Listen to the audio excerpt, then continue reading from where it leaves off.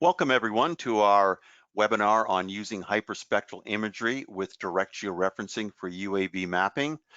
My name is Brad Schmidt. I'm the Global UAV Sales Manager here at Applanix, and I'm very happy to be joined by Dennis Adamic, who's with Norsk Electric Optic, and he's a hyperspectral application specialist there.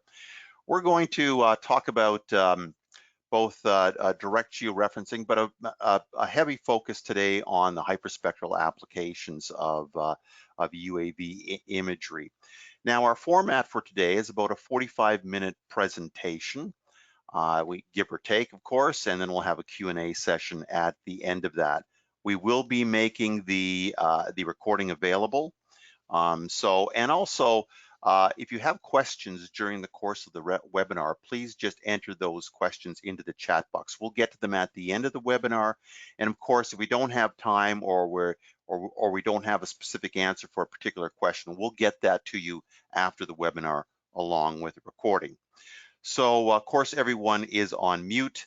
And if you have any problems or issues, Cynthia from our marketing department is listening in and can help you sort that out through the chat box. So that's our format for today. Hope you enjoy the webinar. So let's just get started. So the first thing we're going to do is take a look at well, I'll introduce Applanix first, but for those who may not know us, but what we'll do is we'll take a look at what direct georeferencing is, because that's kind of germane to our presentation today. And then we're going to spend the bulk of our time on taking a look at applications of hyperspectral UAV imagery. And then we'll get into, as I say, the Q&A section.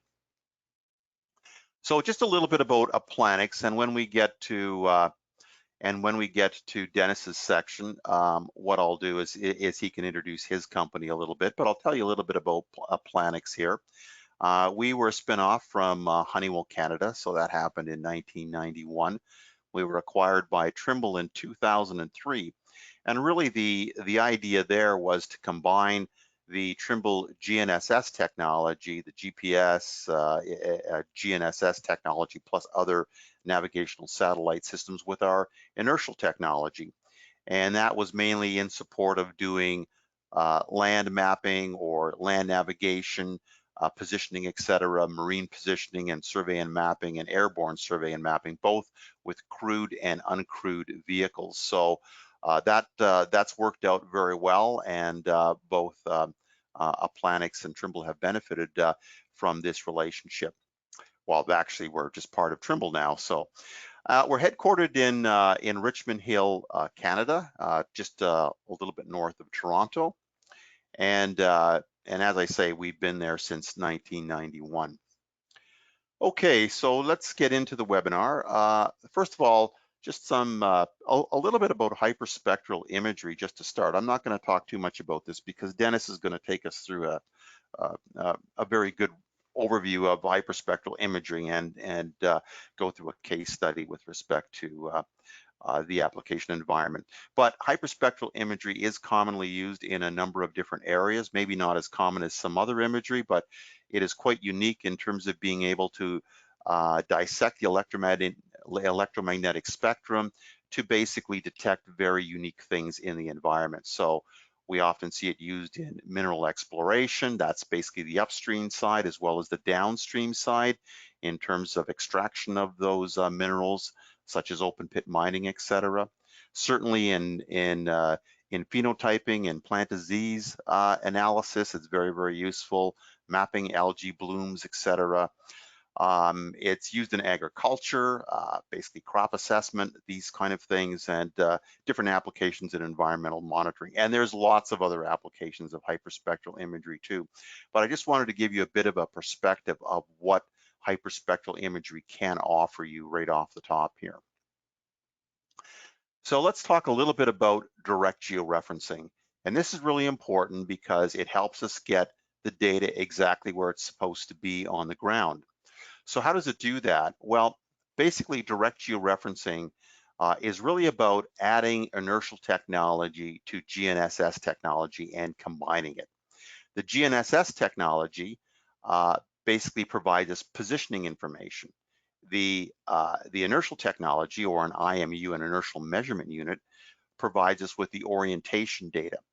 Now, if we also have the camera or the bore sight, the calibration information, as well as lever arm vectors or measurements, we actually then have all the variables to take the points in the imagery, or to take that imagery, whether it be points or pixels, and put it on the ground mathematically exactly where it's supposed to be. So that's the value of or what direct georeferencing is. And now we'll take a look at why it's important to mapping. So the first thing is that this helps add precision and accuracy to our mapping products. So basically, if you recall, precision is all about the clustering of the points, whether they're uh, uh, where they're supposed to be or spread out, whereas accuracy is, for example, in the illustration that I have right here, how accurate those points are with respect to hitting the exact position where they're supposed to be, in this case, the bullseye. So basically, direct georeferencing very well supports achieving a high grade of precision and accuracy for our mapping. So when we're dealing with kind of survey grade applications, this becomes very, very important. And this is what we're striving to achieve. Now, let me just compare some of the methods. So this is kind of the second reason why DG is important to UAV mapping, hyperspectral mapping, or in fact, any kind of other mapping, is it eliminates the need to set up ground control points. And let's just talk a little bit about that. So there's really three different methods of georeferencing your data. The classic method, aerial triangulation, has been around for a long time, works very well, but it requires you to set up a well dispersed set of ground control points that you can then marry up to the imagery. And it's also a bit of a manual process and requires a higher degree of overlap, usually about 80 by 80% overlap, in-lap and side lap. Now, basically, in order to try to reduce some of the work that was involved in doing aerial triangulation, positioning data was introduced through a GNSS. So basically a particular unit that fits onto the UAV, and you can use that either as a post-processing operation or in real time. Now, the GNSS itself basically eliminated the need for a number of these ground control points, so we can actually reduce that. We still require the higher overlap, the 80% by 80% overlap, but then we can achieve fairly good results with GNSS assisted AT. So basically using the positioning information alone to help constrain the data to to a higher degree of accuracy. And then if we take that one step further, we can add inertial technology, and that also gets us some additional benefits. One is that we don't need ground control points. We do need a checkpoint to basically validate the results, but we can eliminate the need for ground control points. Certainly, if you have some available, you can use them. And the other thing it does is we don't need that high degree of overlap, so we can reduce the overlap, which means that you can essentially fly greater area in the same amount of time because you don't need that type overlap. So that's really why, or another reason why, direct georeferencing is important for UAV survey and mapping. And then finally, and I've just kind of picked out three key reasons. There are some other reasons as well, but it also speeds up processing time. So direct georeferencing through POSPAC speeds up the processing time. And this is done because basically we can process the data mathematically, as I was saying earlier. We can put the data captured by the UAV directly on the ground where it's supposed to be using mathematics. So there's not a lot of clicks or operator intervention.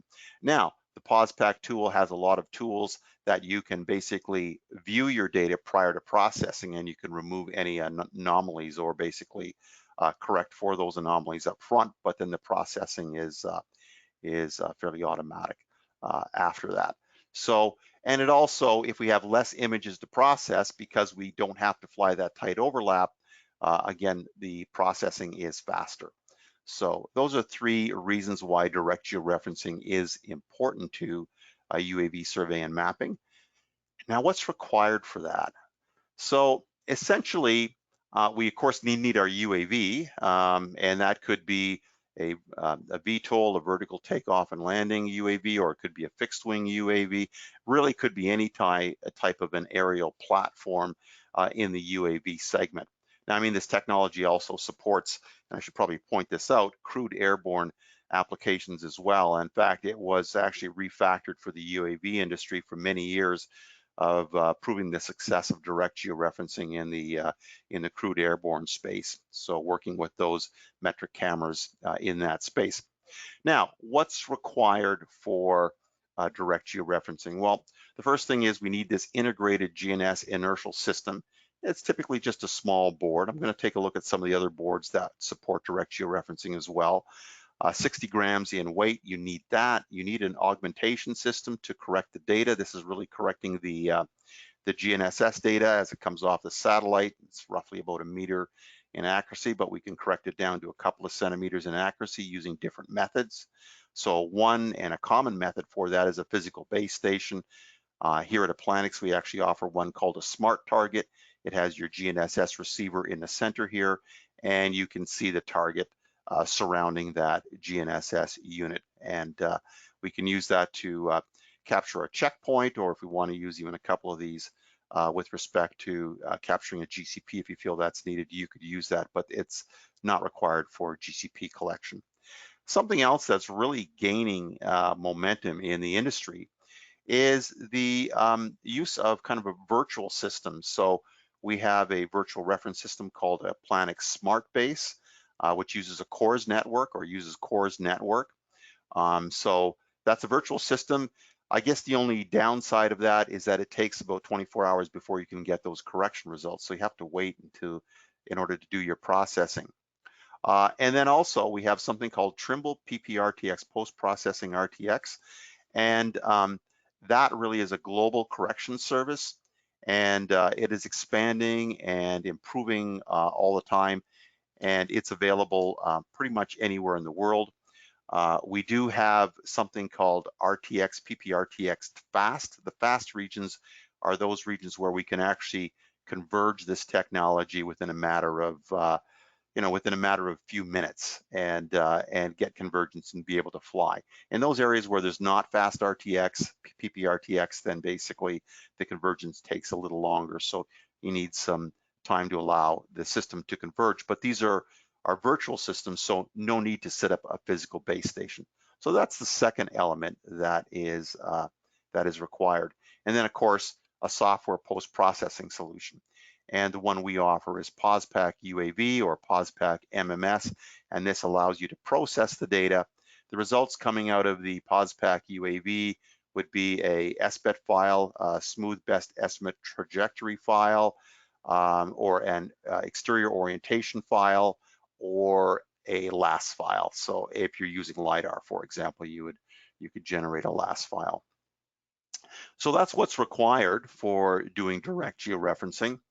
I just wanted to kind of digress a little bit into these board sets because they are different depending on your application.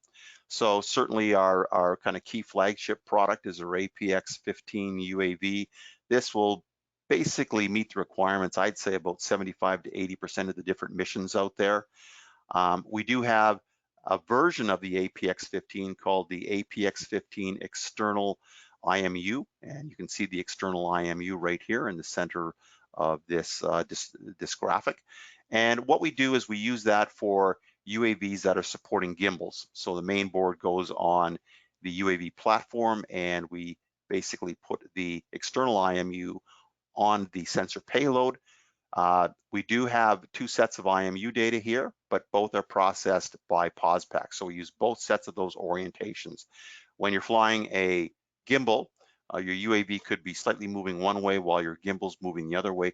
That's why you have the need for the two sets of orientations, and we can correct for that data. This again helps to keep that accuracy down to a couple of centimeters in the horizontal and maybe 3 to 5 centimeters in the vertical when you're using a gimbal. Our APX-18 board features a second antenna, and this is really for facade scanning or slow moving UAVs where you're mapping and moving the UAV very slowly. Maybe you're doing some infrastructure inspection, that type of thing. And the second antenna helps to constrain the heading and therefore maintain the accuracy of that data. And we can georeference those image points collected to their exact locations in space down to a couple of centimeters. And then at the top end of our board set is something called the APX20. And this is a high-end board. It features a very high-end inertial system, and which I don't have displayed here, but there is a second inertial system here. And what it does is you fix that to your UAV platform, and you can use that in applications where you're flying higher, maybe at the UAV ceiling height, maybe 300 to 400 feet high, and also maybe a little faster. So you can fly higher and faster and still get the accuracy you would get with, say, for example, with an APX-15. So, and of course, if you're flying lower, you get even better accuracy. This is as I say, a high-end system for more specific applications, but most applications would require an APX-15 UAV, or with the gimbal, the APX-15 EI UAV. Okay, I also just wanted to kind of point out the correction solutions again. I think I explained most of this before in my previous slide. I just did want to point out that if you're looking for information on Smart Base, it is on a separate website. I think it's at I think it's applanixsmartbase.com. But anyways, if you Google that, you'll find Smart Base, and you can collect all the information there regarding that. And also we have information on our own website regarding both using physical base stations as well as Trimble's PPRTX solution. And then, as I was mentioning also before, just the post-processing software is POSPAC. We have different versions of that. POSPAC MMS works with all of our business unit solutions. So we provide direct georeferencing in land and for marine survey and mapping, and also, as I mentioned before, for the crewed and uncrewed survey and mapping missions. POSPAC UAV is specifically for the UAV industry. It's a subset of POSPAC MMS. Of course, the cost of it is much less than POSPAC MMS because it's just focused on the UAV industry. The inputs, of course, are the raw data, the raw GNS data, and inertial data, the DMI data, distance measurement information data, as well as the base station data goes into the POSPAC solution. And as I mentioned before, we have our different outputs coming out of that. And then from there, you can take the outputs and take that into your information product generation software. So that might be a LiDAR processing package or a software package to work with hyperspectral data or any other type of data, RGB data, et cetera, et cetera. So we take and produce the data to the point where we generate these output files, and then they can be taken into any number of different applications that are out there, because these are all standard formats. Okay, on that note, I'd like to turn it over to Dennis to take us through the HySpecs case study, the NEO case study here. And Santhi, if you could please just transfer control over to Dennis, and we'll get started with his presentation. Great, thank you very much, Brad. In the second part of this webinar, I'd like to show you how we use hyperspectral imagery together with direct georeferencing for high accuracy UAV mapping applications. And in this context, I'd like to show you a mineral mapping case study for the Burro Pit copper skarn mine in Tucson, Arizona that we did earlier this year. I'd like to start with a short introduction of us, NEO HySpecs, and our Mjolnir UAV system. Then we go into the general processing workflow, see what requirements there are for highest performance and accuracy. We can then dive a bit deeper and see step by step how we transform the raw hyperspectral imagery to a final data product using, in this case, the data from the open pit mine demo in Tucson. And with that data product, we can continue with analysis, with interpretation of the data. And here, with the context of mining, we look at mineral mapping, and towards the end also discuss how UAV hyperspectral imaging technology is benefiting the mining sector and is creating value for the mining sector. So My name is Dennis Adamik. I'm a hyperspectral application specialist at NEO. HySpecs. NEO is short for Norsk Electro-Optic, and we are a foundation-owned company for research and development of electro-optical systems based in Oslo, Norway. Our main focus area is imaging spectroscopy, and from that focus area, both the brand and the department of HySpecs have emerged.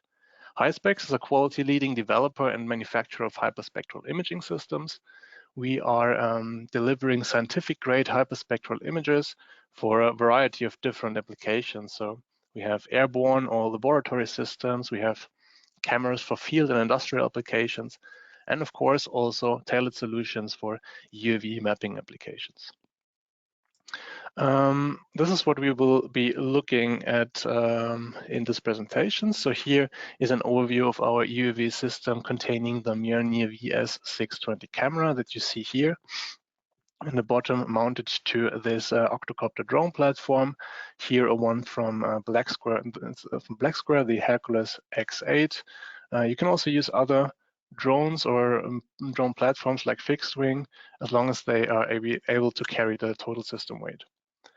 The camera is mounted on a gimbal for stable image acquisition. Here we're using a solution made by Gramsci.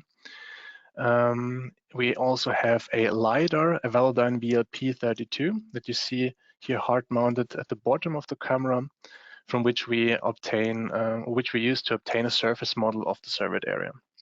And the navigation solution that we're using is from Applanix, the GNSS inertial system.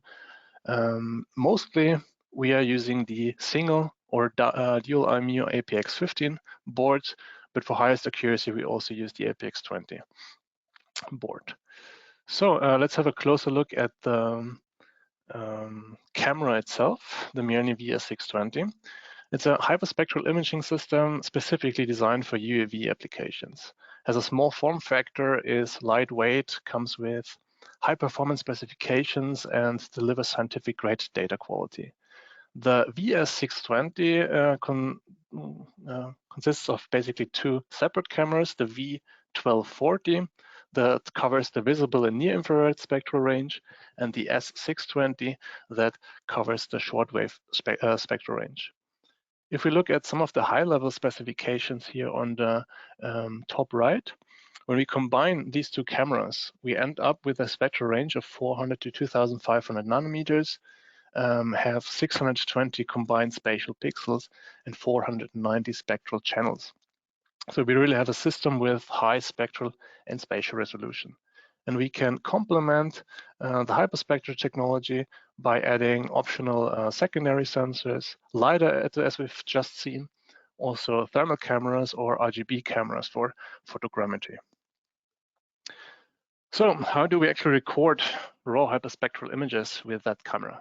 As you know, hyperspectral imaging combines both imaging and spectroscopy, and that means that each pixel in the image not only contains spatial information of the scene, but also information of many spectral bands or many different colors or wavelengths, if you like. And the way we do this is by using a push-broom architecture of the camera or a line scanning architecture. And that works in the following way: that we obtain the spatial data line by line. And for each pixel within that line, we capture the spectral information simultaneously. And then basically, as we fly over a scene, we build up the raw image by adding up many hundreds or thousands of these lines. Now, we naturally want to link that spectral information that we obtained to the scene on the ground or the map. In order to do this, we have a couple of processing steps that need to be performed. First of all, georeferencing. So we want to assign real-world geographic coordinates to each pixel in the image. And this is where direct georeferencing will play an important role. Also, georectification of the data, so remove geometric distortions, so we're able to overlay that data or integrate it into a map. Then, as we have two separate cameras that each produces its own hyperspectral data cube, we want to merge these two cubes into a single one so we can more conveniently handle the data. Also, we are mostly not able to capture the whole scene of interest with one flyover. So we have several flight lines that we want to combine, stitch together or mosaic. So we really have one image that we can work with. And then not a spatial, but a radiative correction is then the reflectance retrieval, because in the end, we are really interested in the true spectral fingerprint of the scene on the map. And for this, we need to perform an atmospheric or also terrain correction to retrieve the surface reflectance. Here we see a overview of our processing workflow. In this block diagram, you see there are quite a lot of steps involved. We can break that down into a couple of blocks. First of all, the radiometric calibration of the raw Hyperspectral data. Then we have navigation data that we need to process. We might have LiDAR data in order to create a surface model. And here we need direct georeferencing to correct the data. Direct georeferencing we need also for the radiometrically corrected images. So to convert them from raw geometry to corrected geometry. The last step is done in the atmospheric correction of the auto-rectified radiance images. So we end up really with a finished data product that is auto-rectified and reflectance data. This finished data product is then the basis for all further classification, analysis, may it be minerals, vegetation, land use. Brad gave a good summary of possible applications. It's really up to you what you're interested in. Now, I just dropped this term direct georeferencing. Brad gave us a good introduction of the term already, but just to recap it for our purposes, direct georeferencing gives us a direct measurement of position and orientation of our airborne sensor for basically every pixel on that airborne sensor. So we don't have to estimate this location in space from ground measurements. And hyperspectral line scanning instruments like our cameras, they require this measurement for each single line. Obviously, we need high position and orientation accuracy from the GNSS inertial system from Applanix in order to get the correction and right, and this is something the systems from Applanix can deliver. However, knowing the location of each single pixel in space does not automatically tell us where on the ground it is looking at. We need to have some further requirements fulfilled in order to achieve highest performance and accuracy. And that is, for example, that we have an accurate sensor model. So we need to have an exact established geometric relationship between the detector and the scene. And this is something we measure in our lab and deliver with each camera. We need to have good timing accuracies, so know exactly when a pixel was looking at the scene we are referencing to.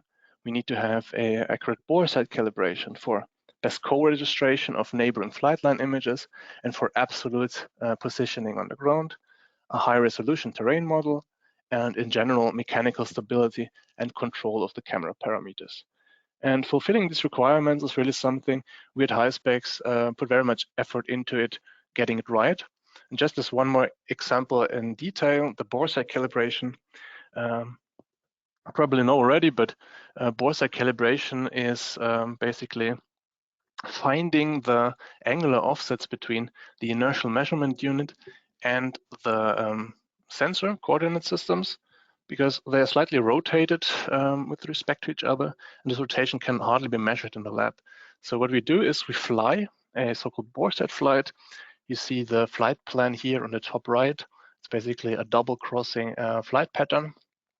And from that, we can then derive the angles. You see here the auto-rectified radiance image of our bore site scene, and those white dots you see are ground control points. And it's basically the first and only time a Hyperspecs camera needs to see ground control points, because as soon as the bore site calibration is done, it's direct georeferencing ready and can be flown. And here, by the way, in the center, you also see the smart target that we use. For all this processing, obviously there's some software required. We have our in-house high-spec software for data acquisition, radiometric calibration, and navigation data post-processing. For the navigation data itself, we use POSPEC, and also for the navigation data of the LiDAR. And we can, in fact, also process the LiDAR point clouds in POSPEC. There are batch processing possibilities here. So if you have large amounts of data, you can conveniently program your processing and run it as batch. We also have a cooperation with Racer Applications. We use their PARCH software for image rectification and their DROA core software for atmospheric correction and reflectance retrieval. We have been working closely together with them and developed high-specs directory processor functions to really make the processing as easy as possible for our data. And also here, you will find batch processing possibilities. Okay, so much for that. Let's have a closer look now at the data processing using data from the Open Pit Mine UAV demo we did in Tucson, Arizona. You see here on the bottom left a Google Earth image of the open pit mine, its location on the map. And here to the right, you see a false color radiance RGB mosaic, something that we will now try to produce from our data. But first things first, we start with the radiometric calibration. That is that we transform the raw data to add sensor radiance. The sensor records the scene basically as digital numbers. We cannot work with that, so we need to have a physically interpretable unit, and that is at sensor radiance. And the radiometric calibration is something we can completely do in the lab, so there's no in-flight calibration necessary. And it's completely traceable according to standards like NIST or PTB. Still, looking at the image here, we see it's raw geometry. And we have geometric distortions between subsequent lines in a long scanning direction that need to be corrected. You can easily imagine when the drone is flying, recording line by line, it's shaking the camera. So each line will have different orientation and obviously also position with respect to the one before and after. And here, direct georeferencing is giving us the tools to correct that by providing position like longitude, latitude, altitude information and orientation information like rule, pitch, and heading angles. Okay, then the processing of the navigation data to get this right in POSPEC. As Brad mentioned, we get a SBAT solution from the recorded rover data, and we use base station data to really get the positional accuracy down to the centimeter level. We often use the Trimble Smart Targets, but also the PPRTX cloud-based service is something we more and more use. It's really convenient because you really don't need to have anything on the ground. You can just start your drone, fly, and process the data afterwards. No ground installations. When we use, for example, the APX15 single IMU with a gimbal, then we achieve often around or better than 10 centimeter horizontal accuracy. And when we use a dual IMU system, then we can go even better, like 5 centimeters, for example.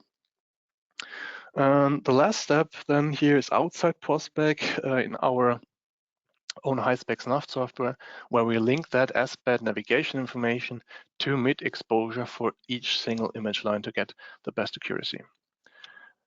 Yeah, as I also mentioned, we process the LiDAR point cloud in POSPEC.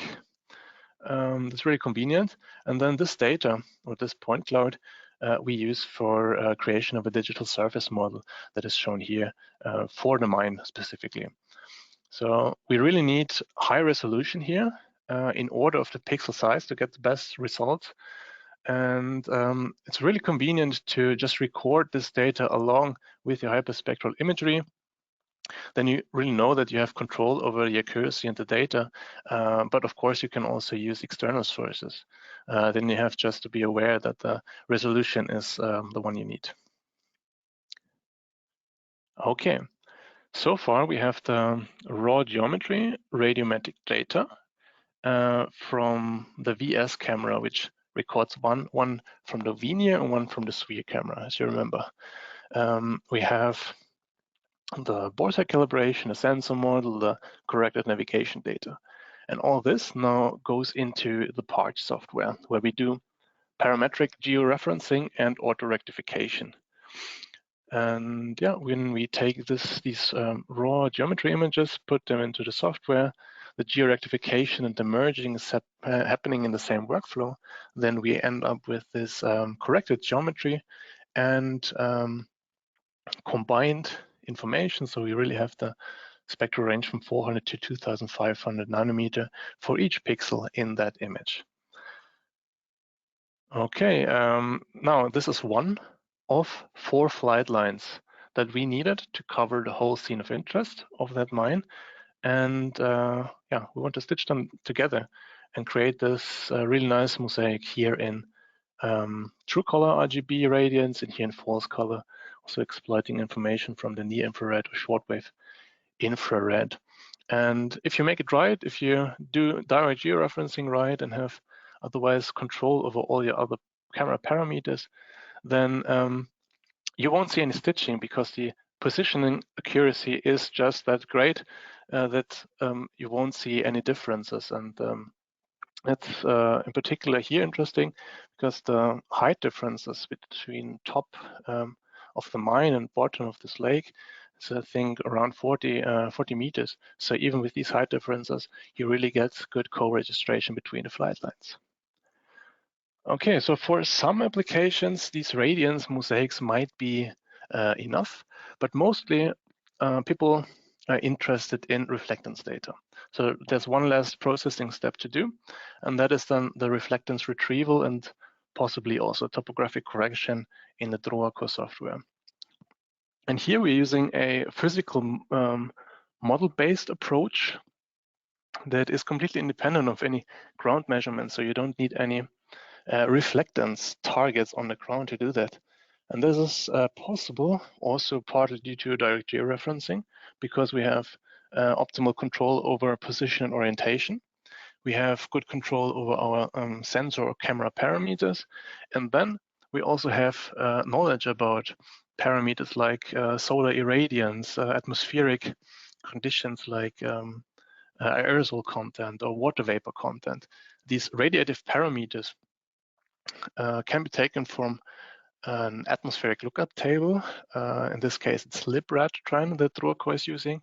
And this really gives us realistic reflectance retrievals without any panel calibrations.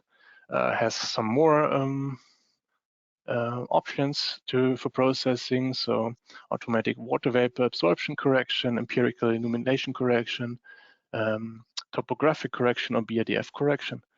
And in the end, we go from original radiance to the final filtered reflectance.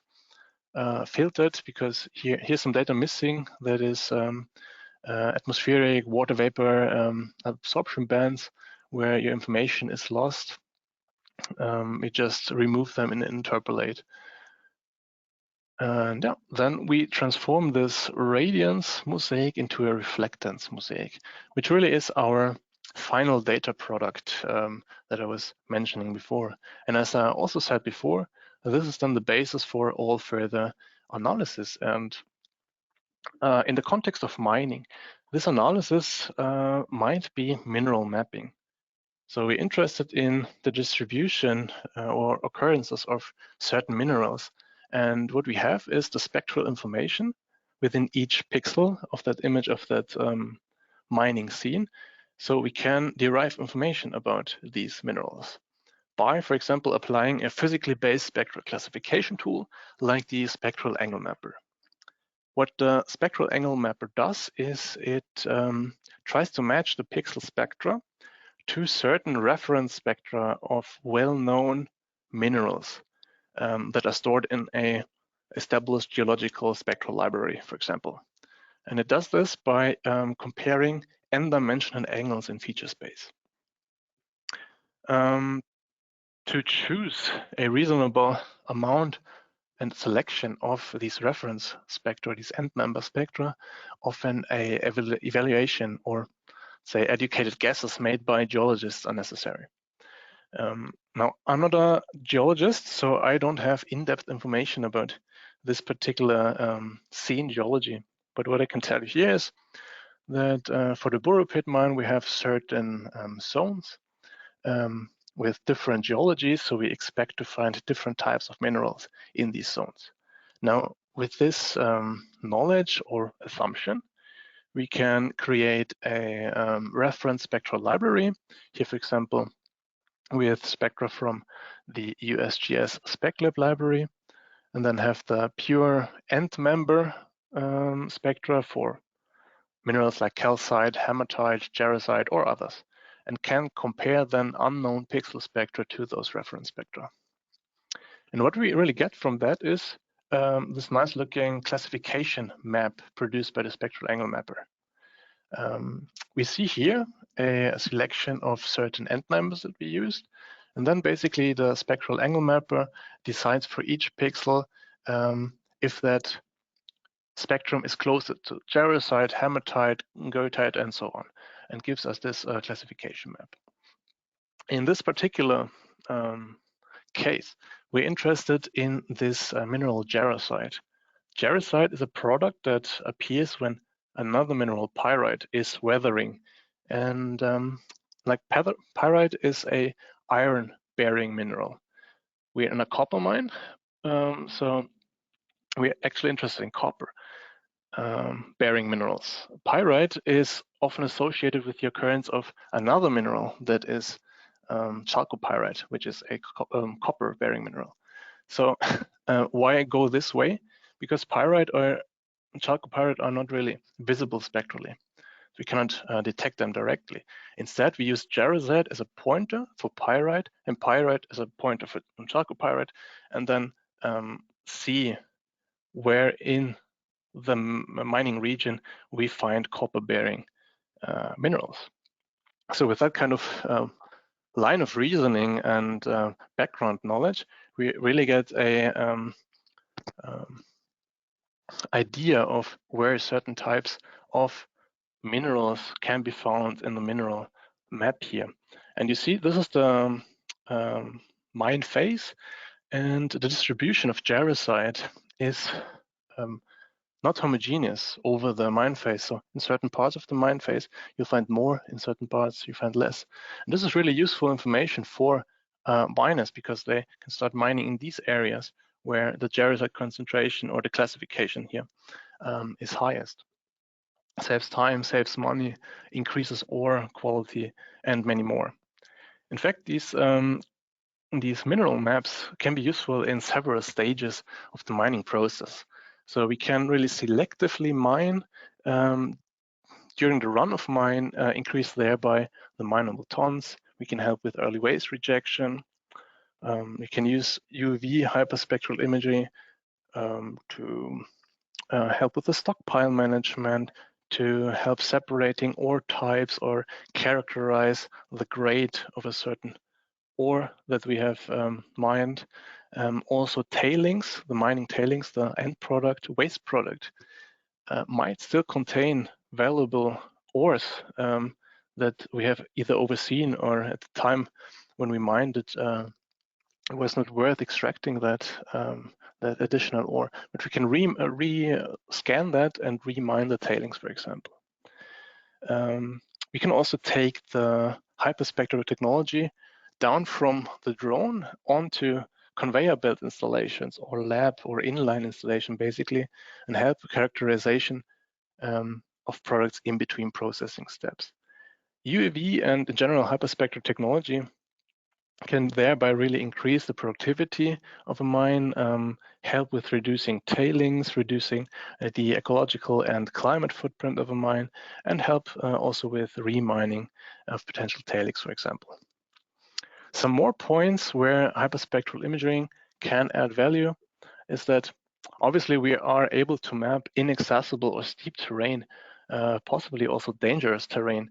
So that really helps avoiding accidents.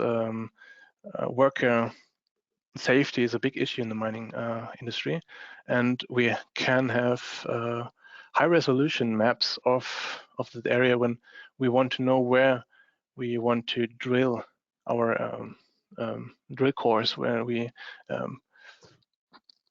assign the campaigns. And the results we get there from these UAV surveys, they deliver us high accuracy mineral maps across entire deposits. So it's not only a point in a small mine, but you can really map a large area and get a better understanding of the geology there. Selective mining and grade control, I just mentioned that. We have effective and efficient means of processing by characterizing the ore and also contaminants. So contaminants is an important thing here, because you might want to exclude some regions of a mine that for ore extraction when the contamination is too high. We have early waste rejection, reducing energy and reagent consumption. We can improve truck movement and rehandling by providing that information from the UAV hyperspectral imagery. Also, proper treatment of and storage of waste for mine rehabilitation. The mine life has usually end some point, but work on that mine will still continue when you want to rehabilitate that region. And also you can track changes in mineralogy and mineral chemistry consistently. So if your open pit mine stays open for too long, then you might observe some mineral alterations that you're interested in. Okay, we can really zoom out a bit further and see how we can use hyperspectral technology on UAVs for the whole life of mine value chain. And that really starts with the discovery or exploration, where we can aid satellite exploration data with high accuracy UV data. So you might be in doubt if the satellite data gives you the right information, or you just want to make better informed decisions. You can use it for smart selective mining, for bulk online analysis, can use it for ore sorting and stockpile management, and all the way up to the processing step. And thereby increase value by saving money and time and discovery, increase the run of mine grade, reduce the overall energy consumption, and increase productivity. Now, UAV hyperspectral technology has clearly benefits for the mining sector, and we see an increasing interest in this technology. The technology itself will also continue to develop. Just as an outlook here, together with several partners, we are working on real-time oblique view mine phase scanning. That means that we will have in the future real-time surface model generation, real-time direct georeferencing, and visualization of the obtained data in 3D space. So point clouds instead of only images.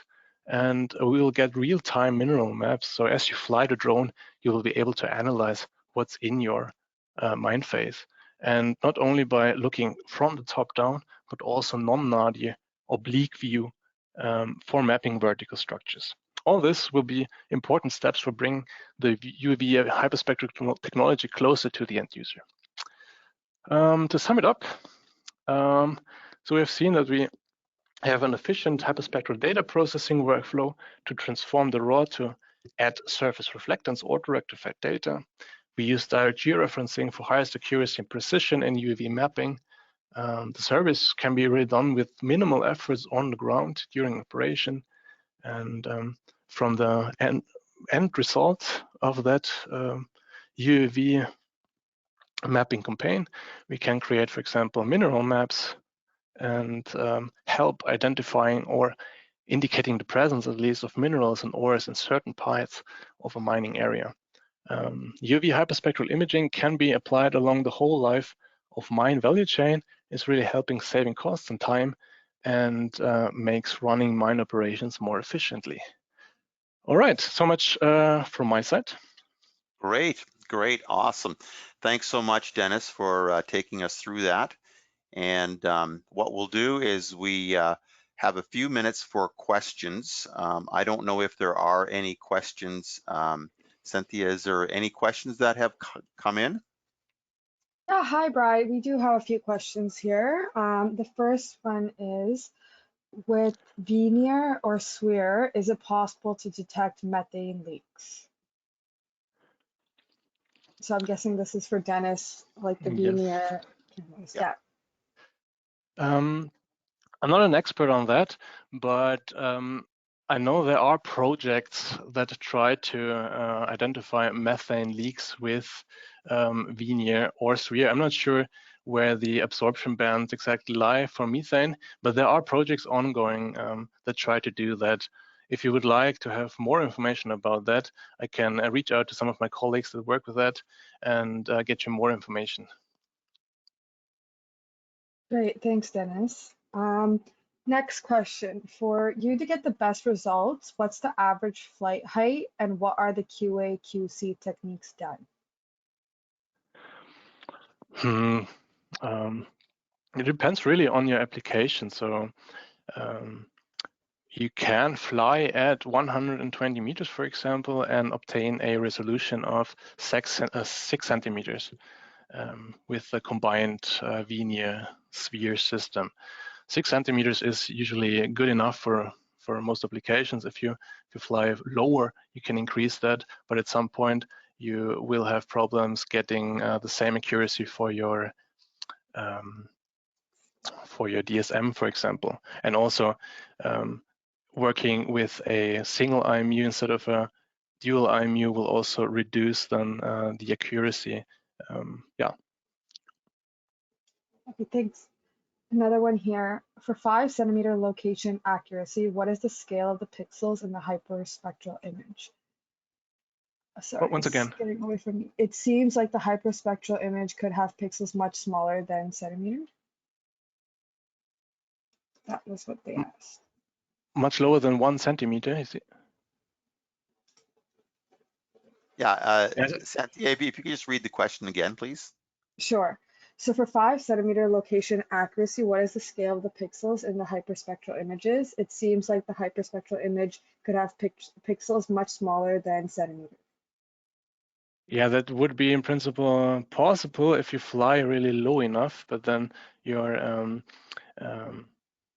ground swath width is way too small. So there's also no point in going below centimeter when your positioning accuracy is at around 5 to 10 centimeters and your surface model is in that accuracy range, I would say.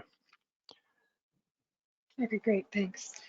The next one is almost a comment. It says, I don't think there was an event in the area where the corner was acquired by UAV, but I wonder if the mapping process is not done for the part where the heading is severely bent. Do you think you can add to this? So towards me or towards Brad? I'm not sure I can add to that. Maybe we can take that as a takeaway question.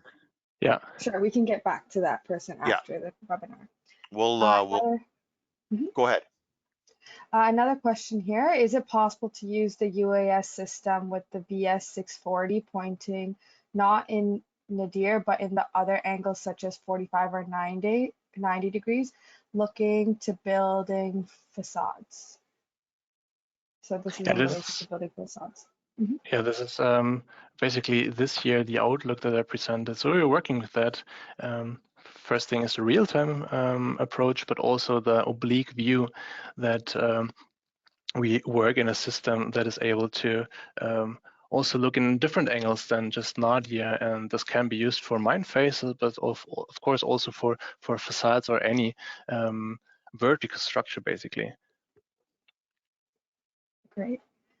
We have another question. Do you recommend to use GCPs even for direct georeferencing? How do you think that would improve the accuracy of the results? I would say it doesn't really improve the results anymore because, as I said, we have the Borsa calibration. That's when we use the ground control points to really get the calibration done, and then from there on, it's direct georeferencing ready. We haven't tested it, I think, but there's no need because we have the accuracy that we want to approach also without that. Also, the workflows are designed in a way that they are not reliant on any ground control points anymore. Yeah, so, and just to add a little bit more to that, so with respect to the GCPs, yeah, really not needed with the direct georeferencing solution. However, if you have them, the software will accept them and use them. So it's possible to kind of bring in GCPs if you need them, but the direct georeferencing methodology does not really require GCPs. Great, thanks both. Another individual here asked, have you considered implementing the DG yourselves instead of using VC or PARG? My surface level understanding makes me think that this would not be too difficult as it's just geometry. Well, of course, we could develop that software in-house, but as we have this really well-working software corporation and data workflow provided by the software that we use, our own software, POSPEC, PARCH, and DruaCore, we at the moment don't see the need to implement it completely on our own. Great. Another person But it might be, of asked, course, something for the future. Sure. Yeah. Okay, great. Thank you, Dennis. Another question here, can we combine these hyperspectral images with other radiometric and magnetic data in order to get more accuracy of ore mapping? I don't see why not. So as I said, we can have secondary sensors flying together with the hyperspectral system. We don't have magnetic measurements so far, at least I don't know about that. I can inquire that and hear with my colleagues that have more knowledge about geological practices. But in principle, this should be a possibility. Yes, you just overlay or combine that information to create more accurate maps or extraction from your mineral maps, for example. Great. And we have a few more questions here. Is SAM Mapper the only method available? No, it's not the only method. That's a method that is well established for mineral maps. There are other methods, of course, and basically any type of machine learning or image classification can be used. Needs to be then a bit directed towards the application that you want to use, and then fine tune or find the really correct or best approach for your application. It was just as an example to see how this could be like. Santi, I think we'll take one more question. We're getting near our full hour here, so maybe one more question and then we'll just wrap it up. Okay, great. One last question. What is the minimum overlap between the flight lines for good georeferencing? So I think on that, usually we suggest around 40% to 60% overlap. However, let me give you an example. You could actually fly a corridor with a single flight of a UAV, one line going down that corridor, and get an accurate set of images along that corridor, as opposed to necessarily flying down the corridor and then coming back and establishing overlap. You could actually do that with a single trajectory of a UAV flight to get the accuracy. But usually, to answer that question, about 40% to 60% is what our recommendation is. Although, of course, you can certainly play around with that, and there are exceptions to that, as I have just indicated with the corridor mapping example. Okay, so I think on that note, we're coming near the end of our time here. And I just wanted to wrap things up. First of all, I wanted to thank everybody for attending this morning. We really appreciate that, and an opportunity to tell you a little bit about what we're working on and what we're offering in the UAV market. If you're interested in more information, certainly Applanix.com. You can find a lot of this information. Also on Applanix.com, we have a webinar center. So this is actually the second webinar in a series of application webinars we're doing. You can go there and see some of the other application webinar we have. In that case, it was an agricultural example. And also there's a collection of, in 2020 and 2021, we did 5 webinars on direct georeferencing technology, doing a deep dive on the technology where we bring in some of our engineering specialists and work with them or have them kind of present the technology. So that's all available in our webinar center. And certainly if you're interested in learning more about the specifics of this technology, I would certainly encourage you to go there. Also, for the high specs data, highspecs.com would be the place to go there. And you can find a lot of information. Certainly on our Applanix website, we have contact information there. If you look at the top of the website, you can find a list of people to contact regarding all of our products, including our UAV products. And certainly reach out to us if you have further questions. Maybe you think of something after the webinar, whatever you want to learn more, we'd be happy to provide additional information for you. Dennis, is there any concluding comments you wanted to make at this point? No, I think you wrapped it up very well.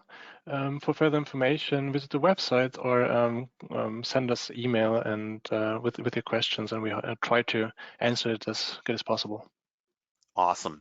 Well, thank you very much. So thank you, everyone. Have a great day. And, please look for some of our future application webinars. We will certainly be promoting those as we get them ready for delivery. Once again, thank you very much and have a great day. We'll see you again in the future. Bye-bye.